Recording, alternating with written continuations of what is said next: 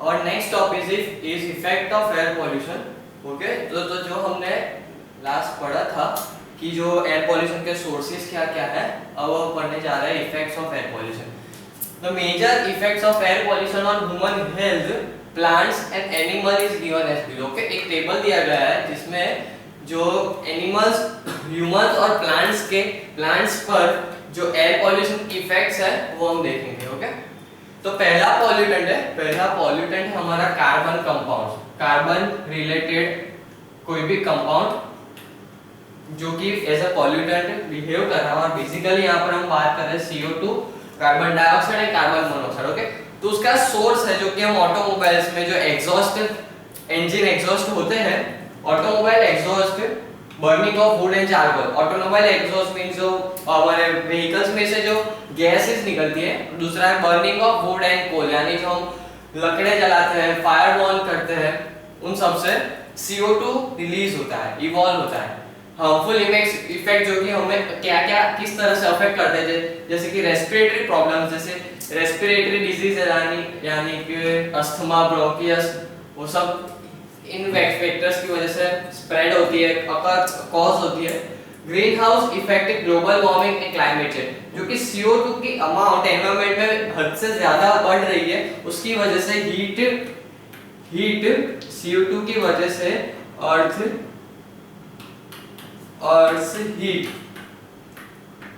की हीट बढ़ रही है, जिसकी वजह से जो विंटर की कोल्डनेस थी वो भी कम हो रही है। और सडनली सीजन चेंज भी, क्लाइमेट चेंज भी हमें दिख रहा है।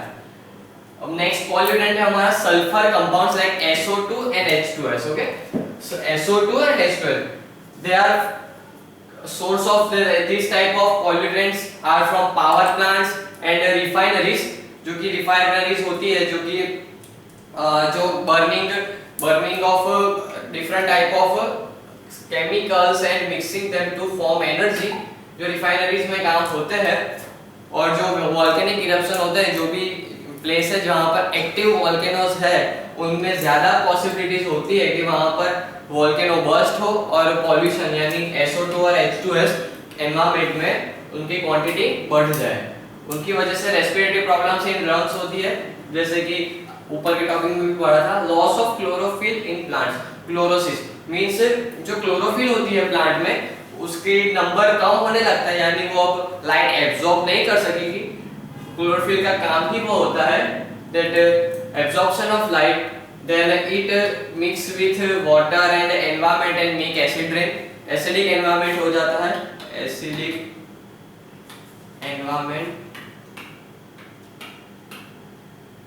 एनवायरनमेंट हो जाता है, जिसकी वजह से क्या होती है, एसिड रेन। ओके, ये था। फिर नेक्स्ट है हमारा नाइट्रोजन कंपाउंड, जो भी एयरप्लेन्स के एग्जॉस्ट है, airplanes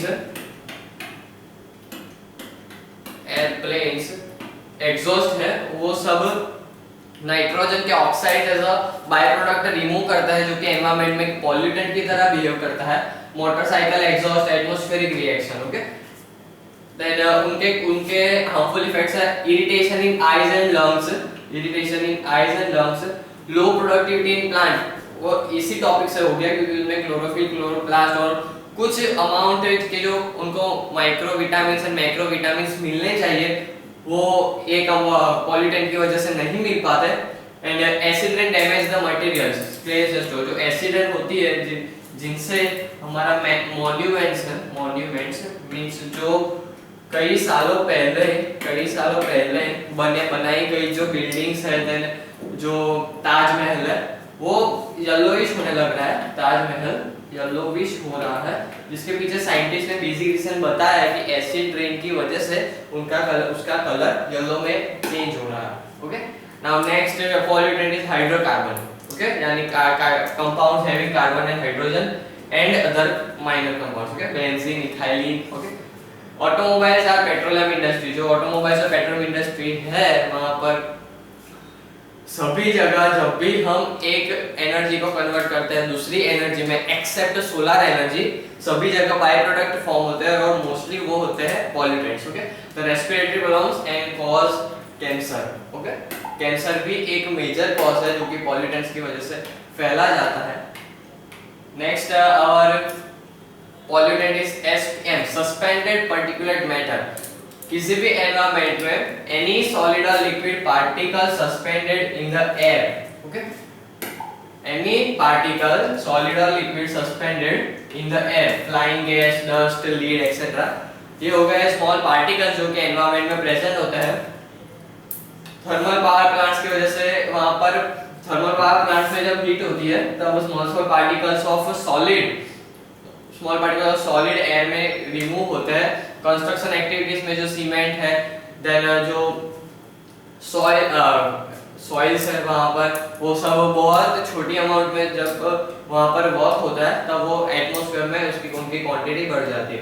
metallurgy process and automobiles, poor visibility, breathing problems, lead interferes with the development of RBC and cause lungs disease and cancer। जो लीड का ये फंक्शन इंटरफेरेंस हमें याद रखना है कि लीड इंटरफियर करता है हमारे आरबीसी प्रोडक्शन में और lungs and cancer,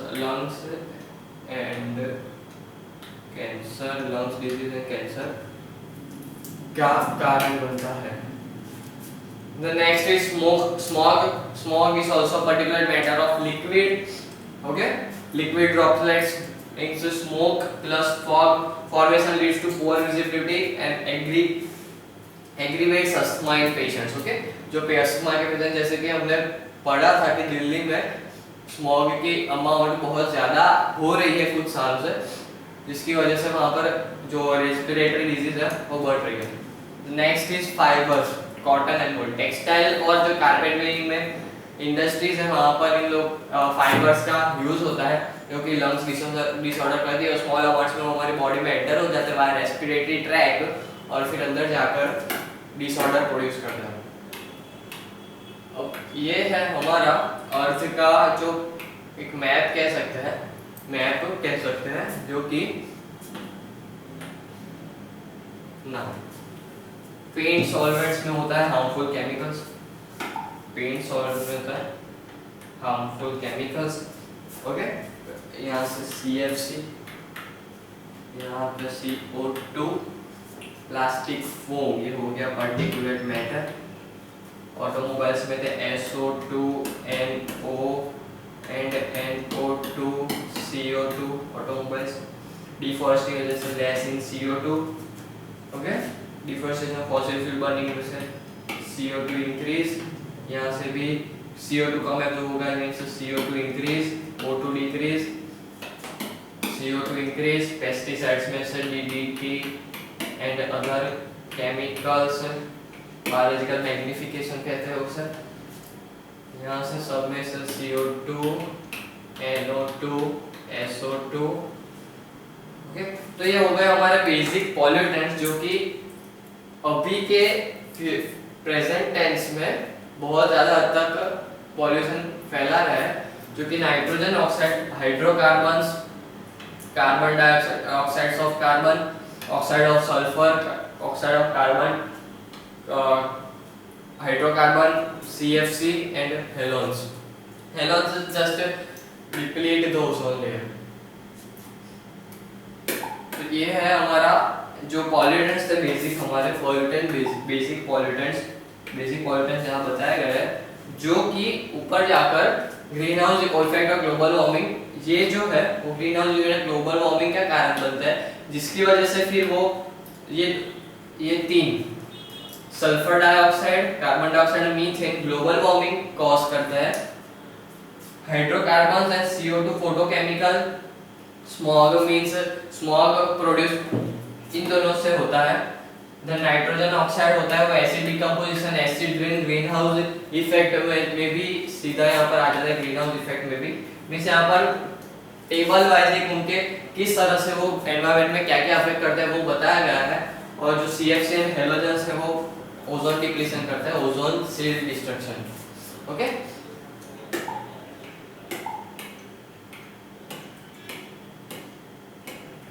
prevention and control of air pollution, okay. जो एयर पॉल्यूशन अब धीरे धीरे बढ़ रहा है तो उसके प्रिवेंशन क्या है, अवेयरनेस के लिए क्या कर सकते हैं, जिससे कि जो कंट्रोल हो एयर पॉल्यूशन पे। There are two types of air pollutant, gases and particulate. Air में दो टाइप के एयर पॉल्यूशन होते हैं, गैसेस और पार्टिकुलेट, जो कि हमने पढ़ा है पहले ही।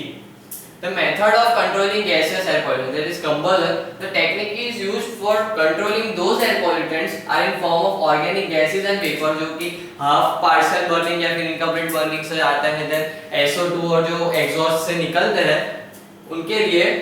In this technique, the organic air pollutants are subjected to flame combustion technique, also known as catalytic combustion, in which the organic pollutants are converted into less harmful products and water vapors. उनको flame combustion technique में जाते हैं, जिनसे उनका complete combustion करते हैं, जिसकी वजह से जो हार्मफुल प्रोडक्ट है वो टूट कर लेस हार्मफुल प्रोडक्ट्स में कन्वर्ट हो जाते हैं और बाकी वेपर में, वाटर वेपर्स में। Then next is absorption. Absorption is process in which the gases penetrates into the another substance like scrubber. Absorbent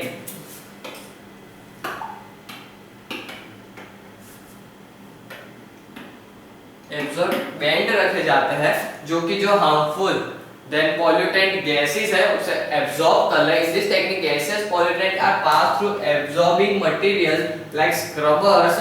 These scrubbers contain a liquid absorbent. In this liquid absorbent removes the pollutants present in the gaseous influence. Thus, the air coming into the scrubber is free from pollutants and it is discharged into atmosphere. यानी एक chamber है यहाँ पर एब्जॉर्बेंट्स रखे हैं, यहाँ से gas को पास करवाते हैं, तो यहाँ से जो हार्मफुल गैसेस होता है वो यहाँ पर एब्जॉर्ब हो जाता है और जो यहाँ से गैस निकलती है वो लेस हार्मफुल कह सकते हैं या फिर पॉल्यूटेंट फ्री कह सकते हैं और ready to discharge in atmosphere. Okay, next is adsorbent. Now basically difference क्या है?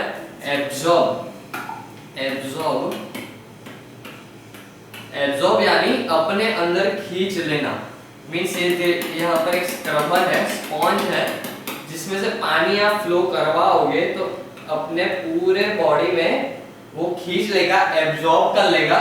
लेकिन एड्सॉर्ब उसका एक ऑपोजिट कह सकते हैं। एड्सॉर्ब वो होता है कि ये सरफेस है और अपने सरफेस पर दूसरे मॉलिक्यूल्स को खींच लेता है, जो कि सिर्फ सरफेस पे रहता है, उसे एड्सॉर्ब कहते हैं। एब्जॉर्ब में पूरा अपने अंदर खींच लेता है, जो एब्जॉर्बेंट की कंसंट्रेशन पूरी बॉडी में होती है, लेकिन जो एड्सॉर्बेंट है वो सिर्फ सरफेस पे होता है। ओके, सिर्फ सरफेस पे रहता है। Adsorption is a process in which the substance sticks to its surface of another substance called adsorbent. In this technique, gaseous effluent are passed through porous solid adsorbent kept in the containers.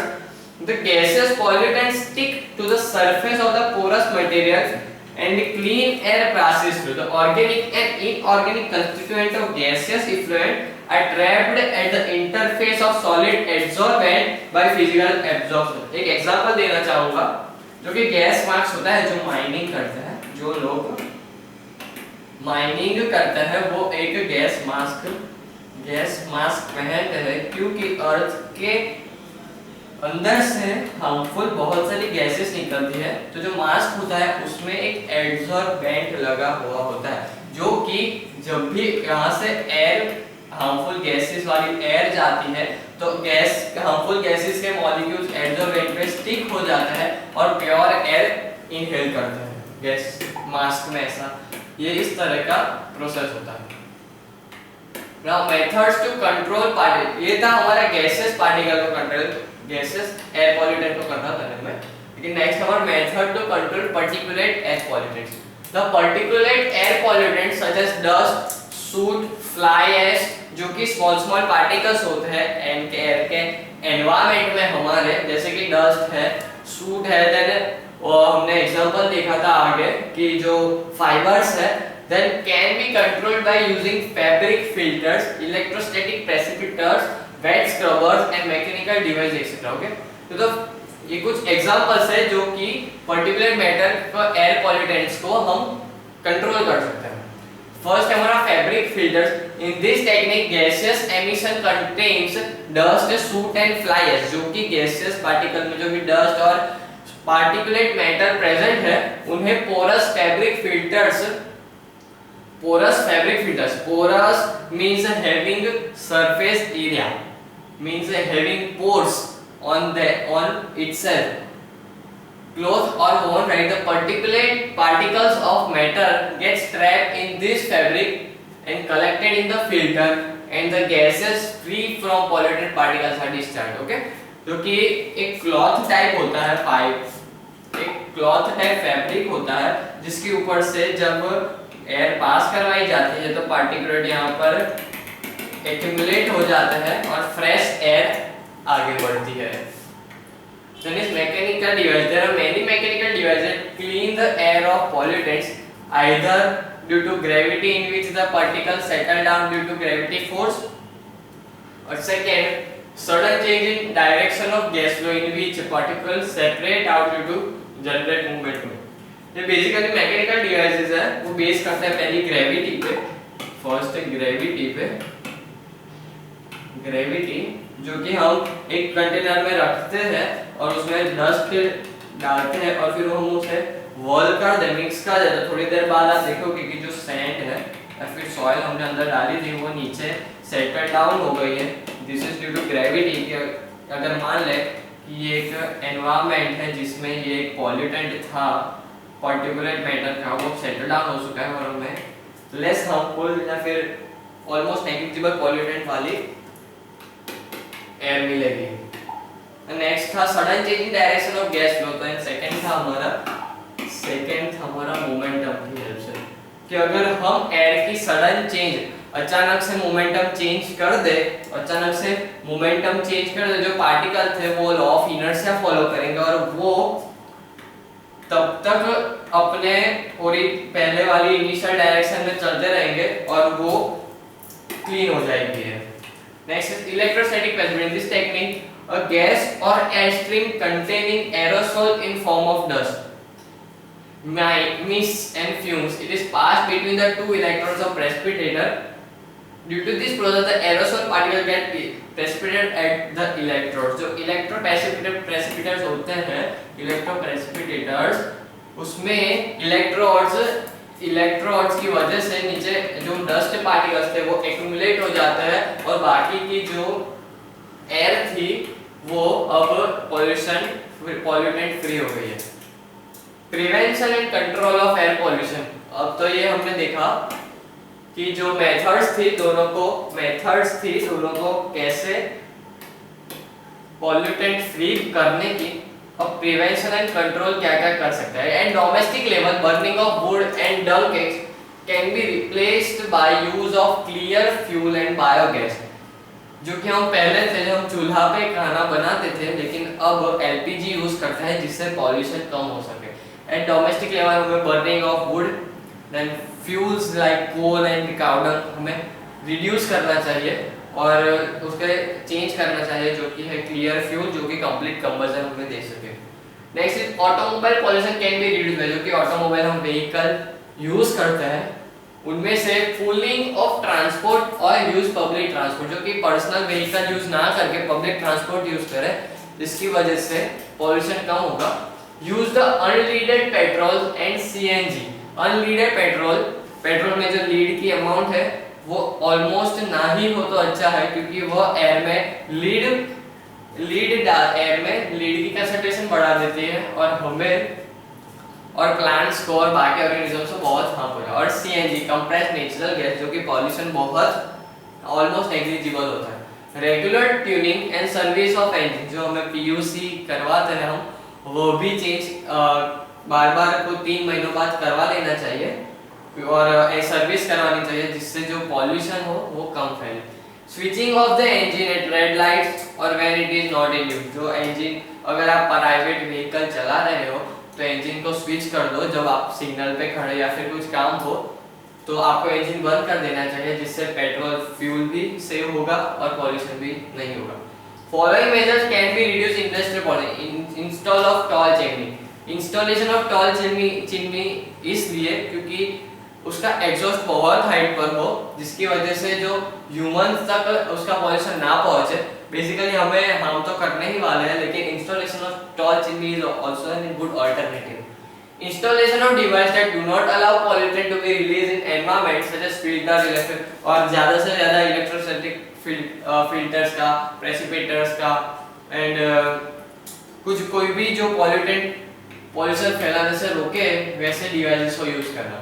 और next topic now is we are shifting toward the water pollution, the addition of undesirable okay addition of undesirable substance in water is called water pollution. पानी में किसी भी undesirable substance का add होना water pollution could be due to natural and human activities. उसका भी दो type हम कह सकते हैं कि नेचुरली भी होता है water pollution and human by humans भी होता है।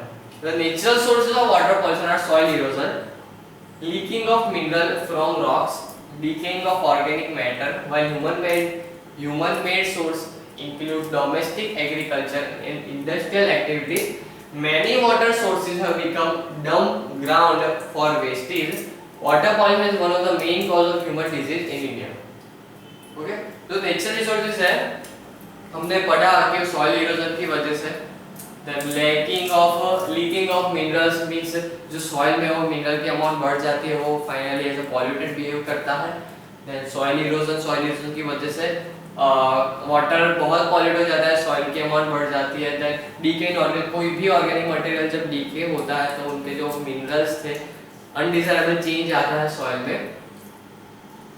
And human activities like washing clothes, bath to the domestic animals, then not take care of their rivers and ponds, not cleaning it.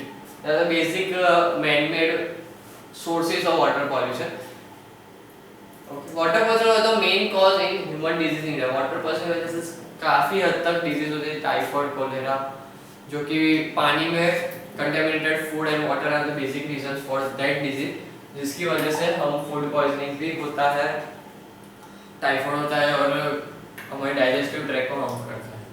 Any biological, physical and chemical change in water quantity that adversely affect living organism and makes water unsuitable for desired use, water को unsuitable बना देता है, is called water pollution. Now we are going towards the sources of water pollution. कि source कौन से है water pollution में? There are two sources of water pollution on the basis of origin of pollutant. Pollutant की basic को ध्यान में रखते हुए origin of pollutant, there are two types of water pollution, so point source and non-point source. Okay, point source and non-point. The point source are those source which discharge water pollution directly into water. जो भी point source होते हैं वो point जो water bodies होती है, जिसके ponds, lake, उसमें अपने जो pollutants थे वो directly add up हो जाता है, जिसकी वजह से water bodies का पॉल्यूट होता है। जैसे कि oil wells situated near water bodies, factories and power plants undergo underground coal mines and other sources of water. Okay, जो पावर प्लांट्स होते हैं जिसमें जो बाय प्रोडक्ट्स है वो वाटर में ऐड हो जाते हैं। देन फैक्ट्रीज है, उसका जो आउटलेट होता है, केमिकल आउटलेट भी फैक्ट्रीज वाटर बॉडीज में डालती है। देन ऑयल वेल्स है, जो भी ऑयल का एडिशन होता है वाटर बॉडीज में, जिसकी वजह से हम उसे ड्रिंकिंग के लिए, basically water is for drinking and other purposes, our daily life purposes के लिए जो बेसिक नीड होती है हमारी, लेकिन वो हम फिर नहीं कर पाते पॉल्यूशन की वजह से। और दूसरे होते हैं non point source, the source which do not have any specific location for discharge pollutant, means उनका कोई स्पेसिफिक फिक्स्ड सोर्स नहीं होता कि वो पानी में कहां से आ रहे हैं। Okay, they are called non point source of water pollution. Run off from agricultural field, lawn, grasses, construction sites, roads, trees are some point source of water pollution. अब आप सोच रहे होंगे कि रोड और स्ट्रीट से वाटर पॉल्यूशन कहां से होता होगा। ओके, तो मान लो कि एक रोड के बाजू में एक वाटर बॉडी है, तो यहाँ से जो व्हीकल जा रहे हैं उनका वो जो CO2 या फिर कोई भी हार्मफुल प्रोडक्ट है वो एयर में दे रहे हैं। अब वो एयर जब वाटर बॉडी के ऊपर जाएगी तो वो पानी में कंपाउंड एब्जॉर्ब हो गए और वाटर को पॉल्यूट करेगा। अब दूसरा लेते हैं कि अगर यहाँ से फुटपाथ है, वहां से लोग जा रहे हैं और अपना खुद का घर का कचरा पानी में डाल के जा रहे हैं, तो ऐसे भी वाटर पॉल्यूशन है। Run off from agriculture field, lawn, grass, construction sites, roads and streets are some non point source of water pollution. Water pollution pollutants जो पानी को पॉल्यूट करते हैं। River, lake and sea, water may be polluted in many ways. There are water bodies basically found in our country. Domestic sewage discharge into rivers, जो कि हमारा domestic sewage होता है, गटर लाइंस होती है, उसको वाटर बॉडीज में outlet दिया जाता है, जिसकी वजह से जो पानी था वो अब पॉल्यूटेड हो गया है। इसका एग्जांपल है विश्वामित्री रिवर। जो विश्वामित्री रिवर है उसमें पहले वो बहुत साफ हुआ करती थी, लेकिन बेसिकली डोमेस्टिक सीवेज की वजह से, domestic sewage and other industrialisation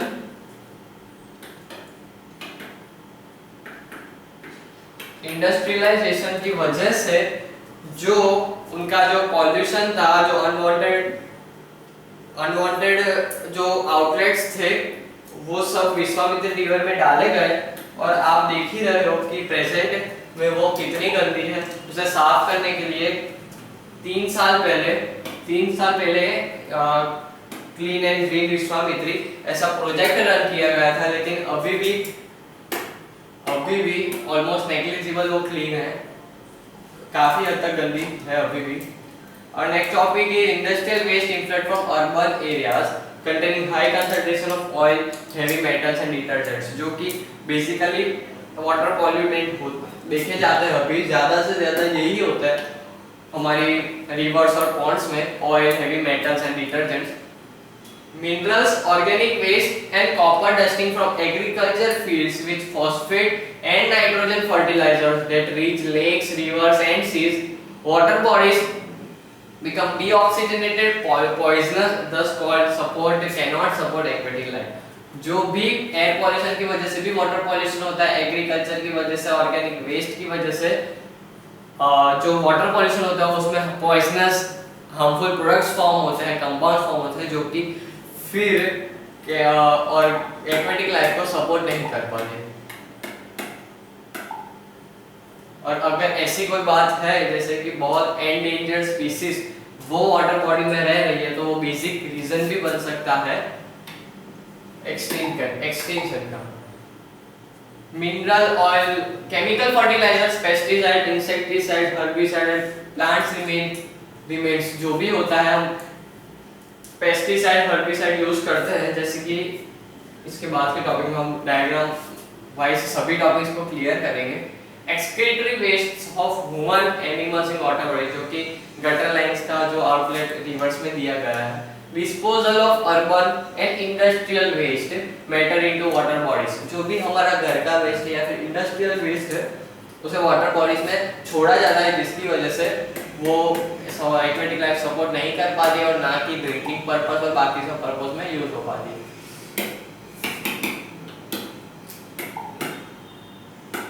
बात करने जा रहे हैं रिवर की।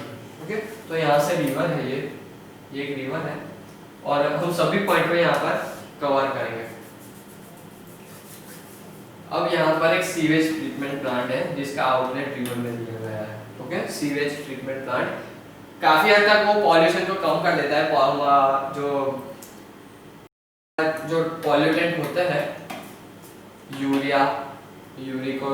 यूरिक एसिड एक्सेट्रा, जो भी सीवेज में प्रेजेंट होते हैं, काफी हद तक रिड्यूस कर लेते हैं, लेकिन फिर भी बहुत ज्यादा वाटर बॉडीज में भी रह जाता है। देन यहाँ पे एक अर्बन सिटी है जो कि यहाँ से रिवर में उनके वेस्ट या फिर ऑयल पॉल्यूशन भी आ रहा है। देन न्यूक्लियर रिएक्टर, जो न्यूक्लियर वेस्ट होता है वो बहुत हार्मफुल होता है, वो रेडिएशन एमिट करता है और डिफरेंट टाइप ऑफ कंपाउंड भी फॉर्म हो जाता है जब वाटर के साथ रिड्यूस होगा, जिसकी वजह से वाटर एक्वेटिक लाइफ को सपोर्ट नहीं कर पाते। देन फर्टिलाइजर रन होते हैं। फर्टिलाइजर होता है वो भी कई नॉन पॉइंट सोर्स है, कहीं से भी ऐड हो सकता है। बार्न यार्ड वेस्टेज, जो कि जला जो वेस्ट हमारा होता है वहाँ पर इकट्ठा किया जाता है, फिर वो पानी में ऐड हो जाता है।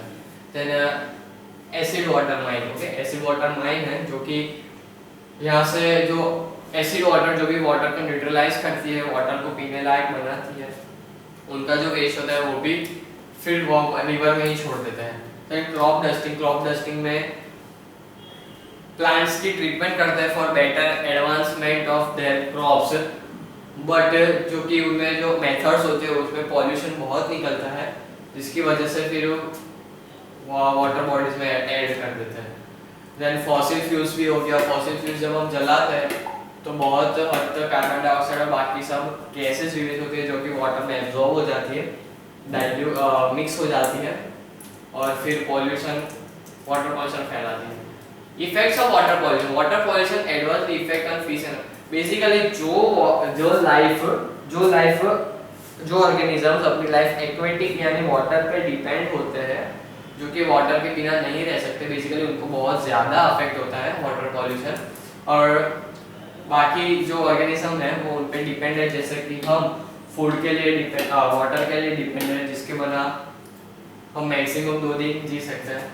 इसकी वजह से हमें काफ़ी ज़्यादा हद तक अफेक्ट करता है। The presence of acids, alkalines in water destroy micro organism, then distribute the self purification of river. जो सेल्फ प्योरिफिकेशन मैकेनिज्म होती है रिवर की, एक रिवर की सेल्फ मैकेनिज्म, सेल्फ प्योरिफिकेशन, ये अगर रिवर मान ले, ये एक पॉन्ड है जिसमें माइक्रो ऑर्गेनिजम्स रहते हैं, बेसिकली माइक्रो ऑर्गेनिज्म होते हैं, देन फिशेस होती है, ओके, देन प्लांट्स होते हैं, और क्या क्या होता है, रॉक्स होते हैं, ओके।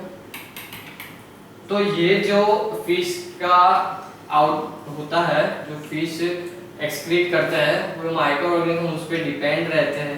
देन अदर ऑर्गेनिज्म होते हैं जो भी यहाँ से जो पॉल्यूटेंट आते हैं, उनकी वजह से उनकी जो फैसे स्टेबल लाइफस्टाइल थी वो अब चेंज हो गई है। ये ऑर्गेनिज्म प्लांट्स पे भी डिपेंड रहते हैं। ये रॉक्स यहाँ पर मिनरल्स ऐड करते हैं जो कि एक्वेटिक लाइफ को सपोर्ट करता है। लेकिन आउटर पॉल्यूटेंट्स की वजह से जो स्टेबल लाइफ जी रहे थे वो अब नहीं जी पाते और लाइफ को सपोर्ट नहीं करता। Toxic materials in water cause serious health hazards in human beings and other animals. Toxic material जो भी रहते हैं जो कि वाटर में इनडायरेक्टली या फिर डायरेक्टली ऐड हो जाता है, वो ह्यूमन बीइंग्स को बहुत ज़्यादा हद तक अफेक्ट करता है, जैसे कि जो डिजीज स्प्रेड करते हैं, टाइफॉइड है। Polluted water causes spread of epidemics such as cholera, जो कि डिजीज होती है बेसिकली कंटामिनेटेड वाटर की वजह से। Cholera, tuberculosis, jaundice, dysentery, typhoid, diarrhoea in human beings. The use of polluted water from lakes, ponds and rivers for irrigation of agriculture भी damage the crops है। अगर आप टॉक्सिक वाटर यूज करोगे, poisonous water use करोगे crops के लिए, तो वो भी सर्वाइव नहीं कर सकेगा और एग्रीकल्चर प्रोडक्शन में भी डिक्रीज, ग्राफ डाउन जाएगा। तो use of water contaminated with soil increase the alkalinity of soil. अब कंटेमिनेटेड फूड को हम सॉइल के साथ यूज करेंगे तो फिर उसकी अल्कलिनिटी सॉइल होगी, लेकिन बेसिकली डायरेक्टली और इनडायरेक्टली वो भी हमें बहुत ज़्यादा हद तक पॉल्यूट हार्म करते हैं और कई डिजीज उनकी वजह से भी स्प्रेड होती है। Heavily polluted water affects the soil, decrease in fertility and kills the soil microorganism and even certain useful bacteria. Okay, bacteria हमारे फ्रेंड एंड फो, कई बैक्टीरिया हमें हार्म पहुंचाते हैं, कई बैक्टीरिया हमारे लिए यूजफुल होते हैं। तो वो यूजफुल बैक्टीरिया को भी हम मार देती है टॉक्सिक वाटर पॉल्यूशन, और जिसकी वजह से जो सॉइल होती है उसकी फर्टिलिटी भी डिक्रीज हो जाती है, प्लांट्स भी फिर ज़्यादा ग्रो नहीं हो सकते। Contaminated sea water due to oils leak cause the leakage of crude oil from tanks, cause ecological disaster with certain deaths of seaways. कई 10 साल पहले अरेबियन ओशन में एक शिप थी जो कि जैसे कि हमें पता है क्रूड ऑयल हमें सी के डेप्थ में से निकाले जाते हैं क्रूड ऑयल वहां पर। तो शिप थी, वो ऑयल को लेकर आ रही थी, लेकिन बीच रास्ते में ही लीक हो गई बीच रास्ते में लीक हो गई और कई किलोमीटर तक पानी के ऊपर ऑयल की लेयर जमी रही, जिसकी वजह से कई ज्यादा जो एनिमल्स थे वो मर गए थे, कई फिशेस मर गई थी और बाकी कई ऑर्गेनिज्म को डेथ हो गई थी। The source and effect of certain water pollution have been given in the table. Now pollutants and nitrate, phosphate, ammonium salts, जो कि बेसिकली रिमूव होते हैं हमारी एक्सक्रीशन में, agriculture sewer fertilizers and manure, okay, जो फर्टिलाइजर्स यूज होते हैं उनमें भी मोस्टली अमोनिया और सब होता है। कॉज प्लांट न्यूट्रिशन, प्लांट के जो न्यूट्रिएंट कंटेंट वो बहुत कम कर देता है। इफेक्ट यूट्रॉफिकेशन जिसमें से natural ageing of sea, eutrophication को हम कहेंगे यूट्रॉफिकेशन का कहेंगे natural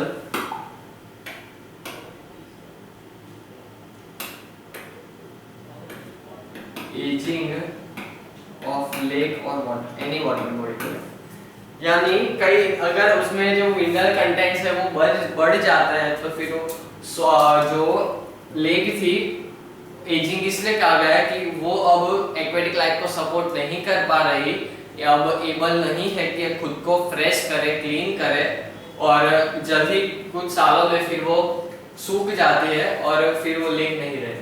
The animal manure and plant residue, sewage, paper mills from food process waste, oxygen deficiency cause करती है वाटर में, जिसकी वजह से death of aquatic life. Then is heat, power plants and industrial cooling।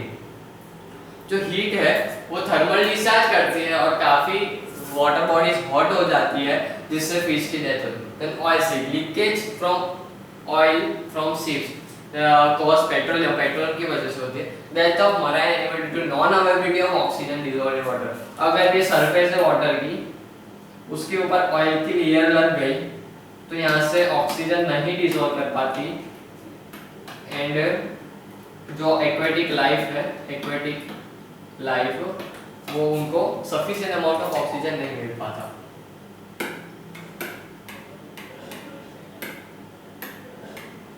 Fertilizers and pesticides are widely used except excessive use for increased agriculture has led to phenomena eutrophication and biological magnification या biomagnification. जैसे कि हमने बात की थी DDT की, तो biomagnification में आता है, वो बायोमैग्निफिकेशन में आता है, और यूट्रोफिकेशन की बात की थी वो नेचुरल एजिंग ऑफ लेक में आता है। ओके, यूट्रोफिकेशन की बात करते हैं। Sewage and fertilizer run off from field enter the water body, enrich nutrient content in lakes। Okay, nutrient content बढ़ा दिए लेक के, जो भी फर्टिलाइजर्स थे अमोनिया और बाकी सब वो लेक वाटर बॉडी में एंटर हुए, लेक में आए और उनके न्यूट्रिएंट कंटेंट को बढ़ा दिया। द नेक्स्ट स्टेप हुआ algae multiply two produce algal Bloom. Algal Bloom वो होता है कि वाटर की सरफेस पे प्लांट्स ग्रो हो जाते हैं, जिसकी वजह से उनकी लीव्स इतनी बड़ी होती है, इतनी हार्ड टू पेनिट्रेट होती है कि वाटर ऑक्सीजन डिसॉल्व नहीं कर पाता। Algae use of the oxygen begin to die, वो ऑक्सीजन यूज कर लेती है और बाकी ऑर्गेनिज्म डाई हो जाता है लैक ऑफ ऑक्सीजन की वजह से। Decomposers bacteria multiply and use more organism. अब सिर्फ माइक्रो ऑर्गेनिज्म रहे हैं जो कि डिसॉल्व ऑक्सीजन काफी कम चाहिए उन लोगों को, इसके लिए सर्वाइव कर रहे हैं, एक लेक है, and use more oxygen. Organism such as fish die due to lack of oxygen, जो फिश थी वो मर गई due to lack of oxygen. Okay, ये था यूट्रोफिकेशन।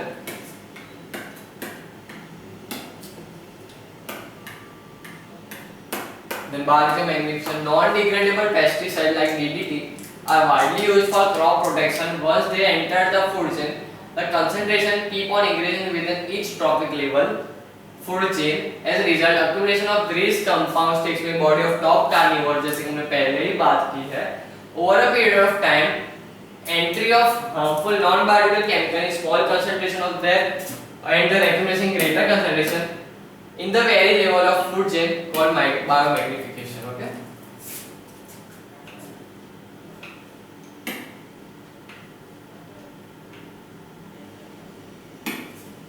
बायोलॉजी मैग्निफिकेशन की आपको डेफिनेशन याद रखनी है और उसमें एग्जांपल भी देना है। Top kind consider a food chain, there is an difference in concentration of DDT in water and that in body of pelican bird. Okay, जैसे कि वाटर में 0.02 ppm, वाटर में 0.2 ppm पार्ट्स पर मिलियन टाइप का amount of present था DDT. लेकिन जब alga feed किया वाटर पे, वाटर से फूड लिया, तब उसमें 77 part per million type of part per million amount consent accumulate हुई एल्गा की बॉडी में। जब फिश एल्गा पे फीड किया तब उसमें 500 to 600 ppm डीडीटी एक्यूमुलेट हुआ, और जब पेलिकन बर्ड ने फिश पे फीड किया तब उसकी बॉडी में 1700 part per million amount of DDT store हुआ। और now DDT in small quantity is to kill mosquito, जो डीडीटी स्मॉल क्वांटिटी में मॉस्किटो को किल करते हैं। But this non-particle nature in body of top carnivores, this cause adverse effects such as weak of egg cell resulting in decrease of pollution। जो उनकी egg cell था वो बहुत week होने लगा, और उसके बाद जो उनका पॉपुलेशन थी वो बहुत कम होने लगी, क्योंकि एग फिर एडाप्ट मींस एग एनवायरनमेंट में ज़्यादा टाइम तक नहीं रह सकता, वो टूट जाता है और फिर पॉपुलेशन नहीं बढ़ती। Source of industrial pollution, okay, source of industrial pollution जिसकी वजह से वाटर पॉल्यूट होता है। फर्स्ट इज माइनिंग में से इनऑर्गेनिक पॉल्यूटेंट निकलते हैं, chloride, various metal, ferrous sulphate, sulphuric acid, hydrogen sulphide, ferric, ये सब पॉल्यूटेंट्स है। और organic iron and steel industry, sulphate and cyanide, thiocyanide, sulphide oxides, copper, chromium, cadmium and mercury release करती है। And organic compounds, organic pollutants like phenol, naphtha and oil, naphthalene.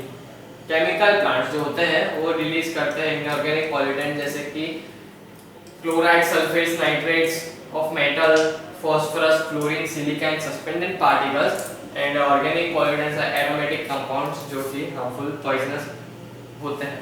Pharmaceuticals जो कि organic compound release करते हैं, protein, carbohydrates, organic solvents, intermediate products, drugs and antibiotics. Soap and detergent तो tertiary ammonium compound, alkalines and fatty acid, glycerol, phosphate, pyrosulphate, hydrocarbons etcetera.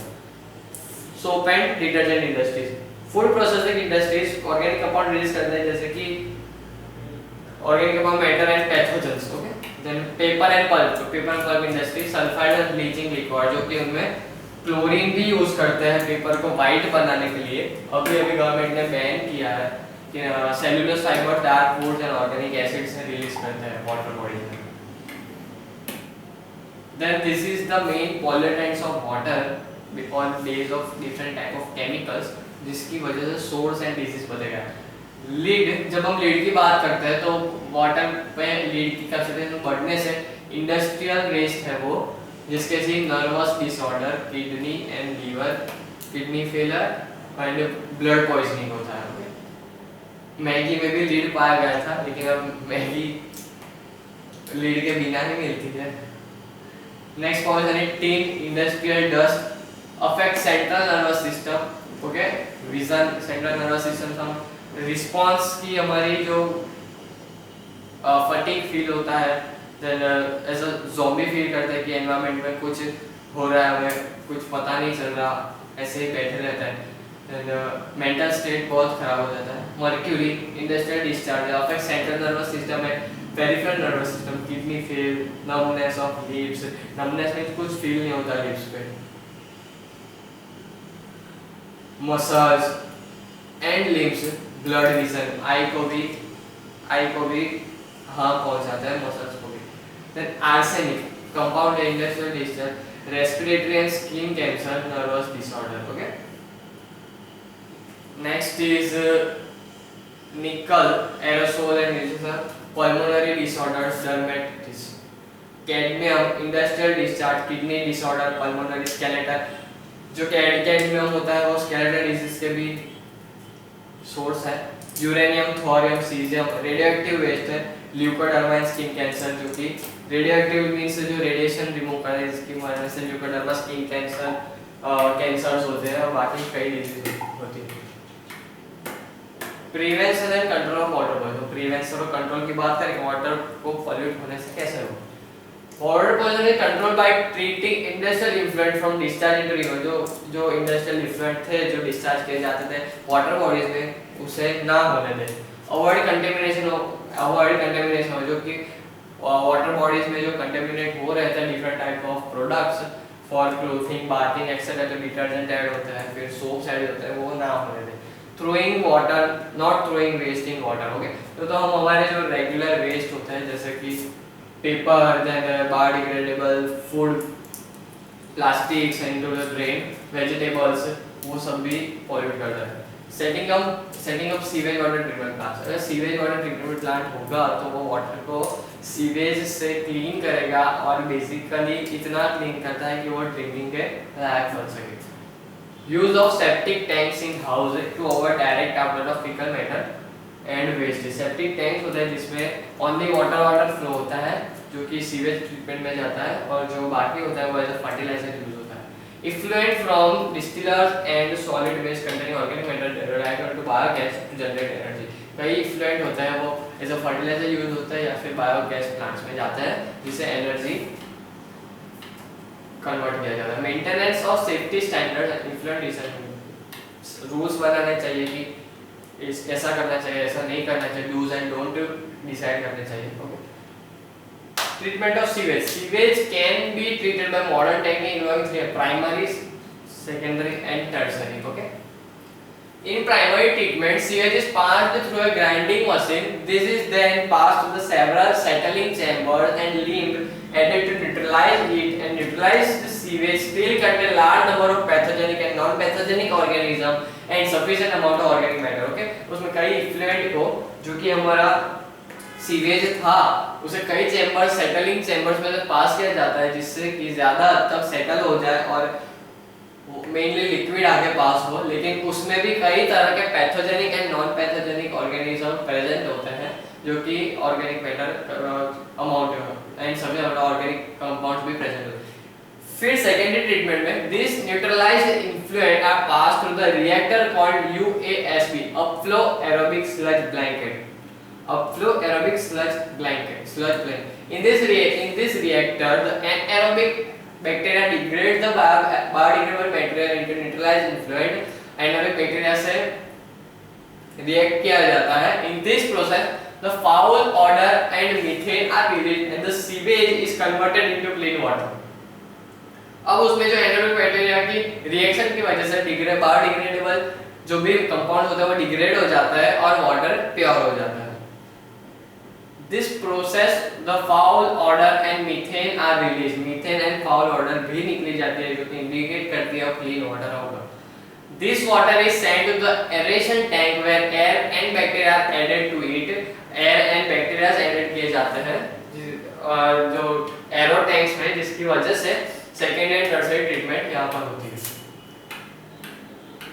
The water obtained as a result of secondary treatment, water obtained वो हमारे पास secondary treatment still unfit for drinking, वो अभी पीने के लिए लायक नहीं है, नीड्स फर्दर और भी प्रोसेस उसे करना पड़ेगा.